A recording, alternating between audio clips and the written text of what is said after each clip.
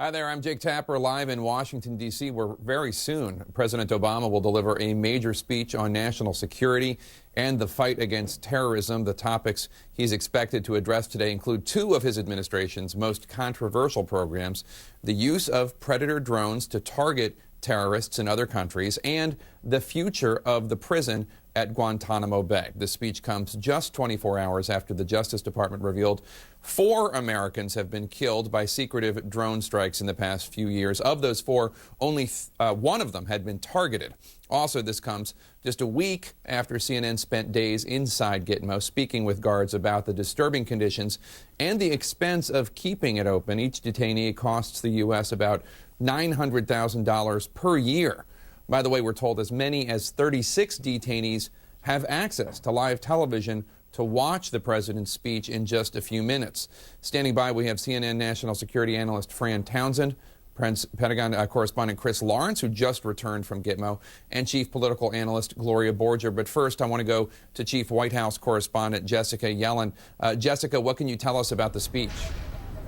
Hi, Jake. Well, the president is going to hit on a broad array of topics, laying out some of the standards which he has never previously gone into such great detail on before for his own drone attacks on suspected terrorists, and he'll go into, we're told, he'll make the case again for closing Guantanamo Bay, maybe even explaining how he will use his own executive authority to take steps to repatriate some of the prisoners there. We understand he'll talk about the tension between national security leaks and press freedom, a topic that's been in the news lately, and also how the U.S. plans to go after homegrown terrorists, an issue that's of new concern after the Boston Marathon attacks. Some questions we're not sure about that should be interesting. The U.S. has been going after what they call al-Qaeda associates, terrorists that are affiliated with al-Qaeda but not directly connected to the 9/11 attacks. Will he define who that enemy is? Will he say how long this war will go on? We don't know. A member of the Pentagon said earlier it could go on for another 20 years. So that's raised some eyebrows lately. We also don't know if he's going to talk about how he plans to deal with some of those people in Guantanamo Bay who aren't considered safe enough to return to their home countries and have to be held in the U.S. without trial indefinitely. So this raises the question, why is he doing this now? Why is he giving the speech? Jake, there has been a lot of concern and consternation ever since John Brennan left the White House and had a confirmation hearing to become the next CIA director. There were concerns raised on Capitol Hill about the drones program. There have been concerns about the detention facility in Guantanamo Bay. President Obama vowed in his State of the Union address to have more transparency on his fight against terror and fight against al-Qaeda. And this is his attempt now to change his policy, in a sense, explain his policy before history can be written about this administration, and make it a clearer, more transparent, and a more law-abiding policy. He does not want to be defined as the man who was, if you'll forgive the phrase, a drone killer who acted outside of law and with no known adherence to any written policy, Jake.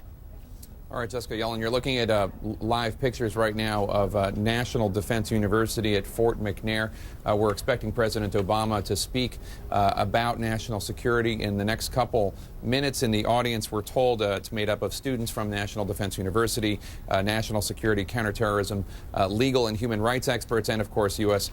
Government officials who have worked on the policies as well as the speech itself. I want to go very quickly to Gloria Borger, our chief political analyst. Gloria, why is President Obama doing this speech now? There doesn't seem to be any huge demand by the Democratic Party for him to explain these policies. Is the fact that Rand Paul gave that filibuster a few months ago about drones, is that part of this? You know, I think this is a president right now who wants to press the reset button here because he is, as you know, Jake, the constitutional scholar who has a lot of questions about how these policies are enacted himself, not only from his Democratic base about the questions of Guantanamo, which, after all, Jake, he promised to close when he first became president of the United States. I think he's got a lot of issues about Guantanamo. He sees it as a rallying cry for kind of would-be militants. Also, the counter-terror efforts. I think what he wants to do with drones is have one consistent policy run by the military, not run by the CIA, lay out some very clear standards about when you can and cannot use drones, because don't forget, drones are going to become more and more common. So maybe this is his way of saying to all countries, maybe we kind of need some kind of Geneva Pact on drones. I'm going to interrupt you here. I'm sorry. President Obama. Good afternoon, everybody. Please be seated. Taking the stage. We're going to take a listen. It is a great honor to return to the National Defense University. Here at Fort McNair, Americans have served in uniform since 1791, standing guard in the earliest days of the Republic and contemplating the future of warfare here in the 21st century. For over 2 centuries, the United States has been bound together by founding documents that defined who we are as Americans and served as our compass through every type of change. Matters of war and peace are no different. Americans are deeply ambivalent about war, but having fought for our independence, we know a price must be paid for freedom. From the Civil War to our struggle against fascism, on through the long twilight struggle of the Cold War. Battlefields have changed and technology has evolved, but our commitment to constitutional principles has weathered every war, and every war has come to an end. And with the collapse of the Berlin Wall, a new dawn of democracy took hold abroad, and a decade of peace and prosperity arrived here at home. And for a moment it seemed the 21st century would be a tranquil time. And then on September 11th, 2001, we were shaken out of complacency. Thousands were taken from us as clouds of fire and metal and ash descended upon a sun-filled morning. This was a different kind of war. No armies came to our shores, and our military was not the principal target. Instead, a group of terrorists came to kill as many civilians as they could. And so our nation went to war. We have now been at war for well over a decade. I won't review the full history. What is clear is that we quickly drove al-Qaeda out of Afghanistan, but then shifted our focus and began a new war in Iraq. And this carried significant consequences for our fight against al-Qaeda, our standing in the world, and to this day, our interests in a vital region. Meanwhile, we strengthened our defenses, hardening targets, tightening transportation security, giving law enforcement new tools to prevent terror. Most of these changes were sound. Some caused inconvenience, but some, like expanded surveillance, raised difficult questions about the balance that we strike between our interests in security and our values of privacy. And in some cases, I believe we compromised our basic values by using torture to interrogate our enemies and detaining individuals in a way that ran counter to the rule of law. So after I took office, we stepped up the war against al-Qaeda, but we also sought to change its course. We relentlessly targeted al-Qaeda's leadership. We ended the war in Iraq and brought nearly 150,000 troops home.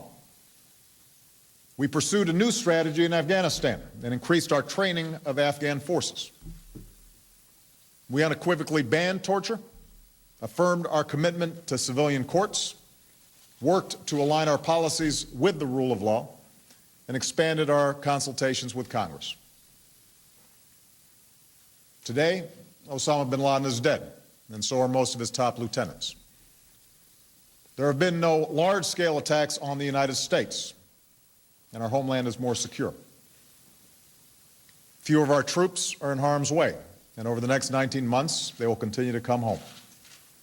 Our alliances are strong, and so is our standing in the world. In sum, we are safer because of our efforts. Now, make no mistake, our nation is still threatened by terrorists. From Benghazi to Boston, we have been tragically reminded of that truth. But we have to recognize that the threat has shifted and evolved from the one that came to our shores on 9/11. With a decade of experience now to draw from, this is the moment to ask ourselves hard questions about the nature of today's threats and how we should confront them. And these questions matter to every American. For over the last decade, our nation has spent well over $1 trillion on war, helping to explode our deficits and constraining our ability to nation build here at home. Our service members and their families have sacrificed far more on our behalf. Nearly 7,000 Americans have made the ultimate sacrifice. Many more have left a part of themselves on the battlefield or brought the shadows of battle back home. From our use of drones to the detention of terrorist suspects, the decisions that we are making now will define the type of nation and world that we leave to our children. So America's at a crossroads. We must define the nature and scope of this struggle, or else it will define us. We have to be mindful of James Madison's warning that no nation could preserve its freedom in the midst of continual warfare. Neither I nor any president can promise the total defeat of terror. We will never erase the evil that lies in the hearts of some human beings, nor stamp out every danger to our open society. But what we can do, what we must do, is dismantle networks that pose a direct danger to us and make it less likely for new groups to gain a foothold, all the while maintaining the freedoms and ideals that we defend. And to define that strategy, we have to make decisions based not on fear, but on hard-earned wisdom. And that begins with understanding the current threat that we face. Today, the core of al-Qaeda in Afghanistan and Pakistan is on the path to defeat. Their remaining operatives spend more time thinking about their own safety than plotting against us. They did not direct the attacks in Benghazi or Boston. They've not carried out a successful attack on our homeland since 9/11. Instead, what we've seen is the emergence of various al-Qaeda affiliates, from Yemen to Iraq, from Somalia to North Africa. The threat today is more diffuse, with al-Qaeda's affiliates in the Arabian Peninsula, AQAP, the most active in plotting against our homeland. And while none of AQAP's efforts approach the scale of 9/11, they have continued to plot acts of terror, like the attempt to blow up an airplane on Christmas Day in 2009. Unrest in the Arab world has also allowed extremists to gain a foothold in countries like Libya and Syria. But here, too, there are differences from 9/11. In some cases, we continue to confront state-sponsored networks like Hezbollah that engage in acts of terror to achieve political goals. Other of these groups are simply collections of local militias or extremists interested in seizing territory. And while we are vigilant for signs that these groups may pose a transnational threat, most are focused on operating in the countries and regions where they are based.